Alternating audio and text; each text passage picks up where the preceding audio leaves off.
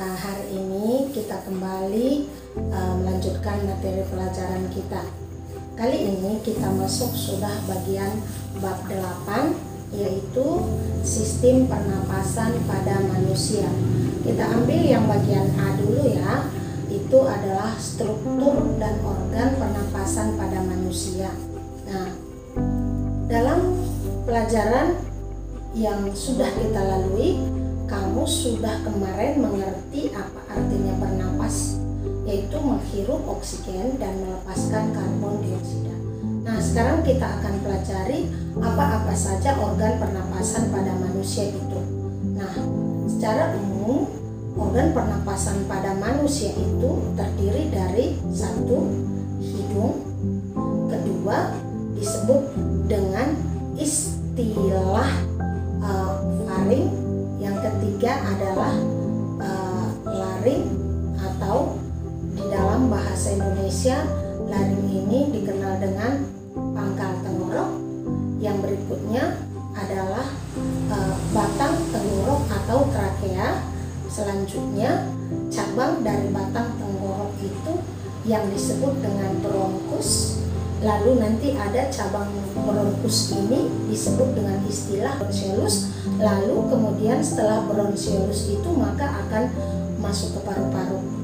Nah, setelah paru-paru ini ada di bagian paru-paru ini yang disebut dengan istilah alveolus. Dalam bahasa Indonesia alveolus itu dikenal dengan gelembung paru-paru. Nah, inilah organ pernapasan pada manusia tadi. Nah, sekarang untuk lebih jelas kita lihat pada bagian rongga hidung tadi. Rongga hidung di dalamnya kita lihat ada rambut atau bulu hidung. Ini tugasnya adalah menyaring daripada udara dari kondisi adanya debu atau virus gitu loh. Lalu di dalam rongga hidung ini kita jumpai juga adanya lendir. Nah, lendir ini juga berperan sebagai penangkap daripada virus atau bakteri atau juga benda asing lain yang masuk ke dalam. Nah, berikutnya selain itu ada yang disebut dengan istilah konka.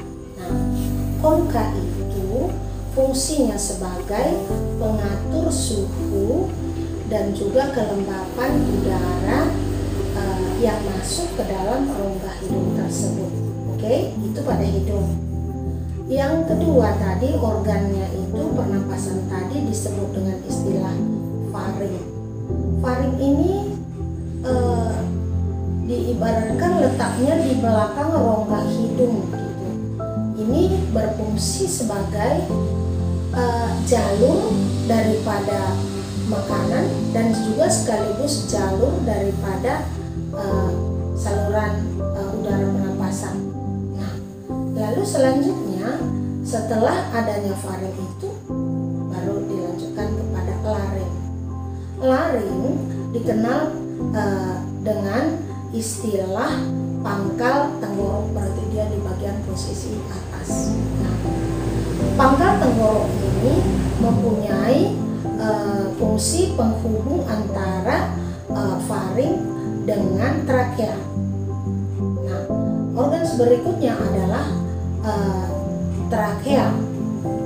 Trakea itu adalah batang tenggorok. Ini merupakan lanjutan dari bagian organ atas tadi. Nah, ini panjangnya sekitar 10 sampai 12 cm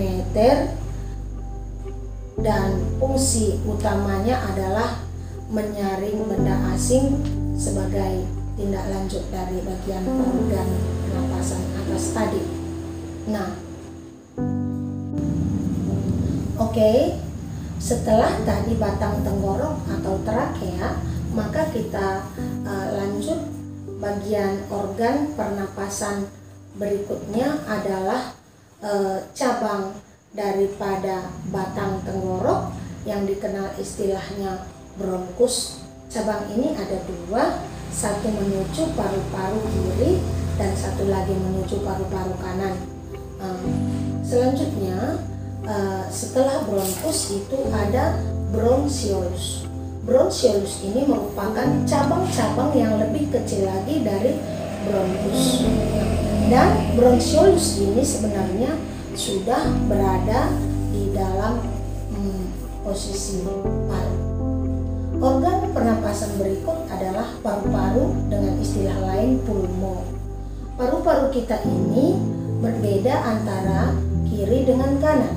Paru-paru kiri hanya 2 belahan atau gelambir, paru-paru kanan 3 belahan. Oke? Bagian dari lebih jauh satu organ lagi daripada paru ini, di dalamnya ada gelembung paru. Ini yang disebut dengan alveolus.